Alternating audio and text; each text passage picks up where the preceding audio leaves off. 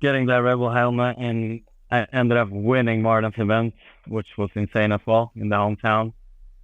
And then I guess just a week after, receiving an invite to Red Bull Rampage, which was far outside of my comfort zone. Like I'd only been on a downhill bike for probably 2 or 3 years prior to that. Like probably, yeah, I had my first downhill bike at like 16, and then obviously getting some bikes from Canyon.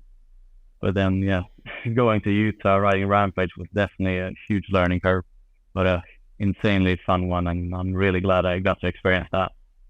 So you are glad it's not in hindsight like maybe I wasn't experienced enough to go do it, because it seems like they hand out these invites at the time.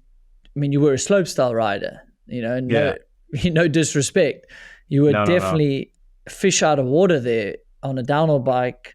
That terrain, I mean, it's gnarly. Obviously, your bike handling skills cross over clearly, so you survived Rampage, but you probably, I mean, I didn't look up that result. What was it Yeah, like getting there into it, the desert? Not a lot of yeah. experience and time on a downhill bike. Oh, definitely not. And luckily, I was kind of going there with Sam Pilgrim, because I flew into Vegas and he picked me up there, and we went together, and we were kind of on the same program out there in the desert, basically just riding, having fun, and not taking it too serious. And just we knew we weren't there to win. Or back then, they even had qualifying before finals and stuff. And like you're saying, we're fish out of water there, because we're just basically invited because we were top 10 in the slopestyle world, like basically slopestyle world tour, the FMB world tour, which had more free ride events back then. But just because we were ranked top 10, we're invited to Rampage, and yeah, it was a huge learning curve, and we took it fairly easy, I'd say.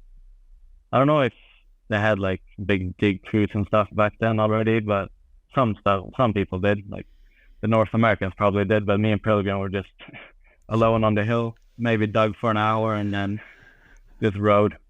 And we had a pretty chill ridge line down the mountain, and I think that actually was like just a few places off qualifying. So I was stoked. I did my first run, first ride to drop of the day, and finished my run. I was like, cool, that's it, I'm done. Stoked I've done this. Oh, off to Vegas. I mean, that seems like a smart way to do it, But I mean, Yeah, people have transitioned. Like Tommy G's put in a yeah, lot of work. He can hang there, and I'm sure you would have if it was something you wanted to do. You just need the time. totally. Yeah, it's definitely a fun one. Like it's a cool event where you get to shape your own line, and you can basically build wherever you want, and that suits your riding style. So it's a very, very fun event to watch. And yeah, I'm sure if I kept on competing, I probably would have been keen to push in that direction as well.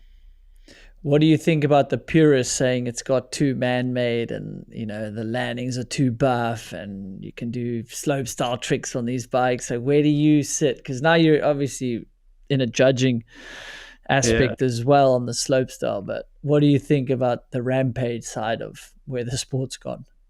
yeah. I mean, I think I'm a bit biased towards so fun tricks and all that, because I just, yeah, I love seeing that. So for me, it doesn't hurt, but also I get, like, coming from the early days of Rampage now, it's a huge difference. And I mean, it's pretty cool to have some, like, I like the mixture when people can have both some gnarly shoots where it's pretty raw, and then have some buff jumps where they can show off some diverse tricks.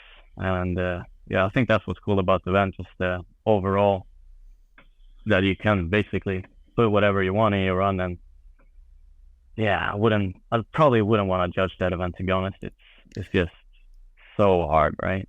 Yeah, no, I mean, I chatted to Bear Claw about it, and the Yeah. internet haters are insane during that event because it's so subjective. Like, even Is if you had a perfect system of judging, like it's so subjective on who you think should win. There's emotion. You're not even on site.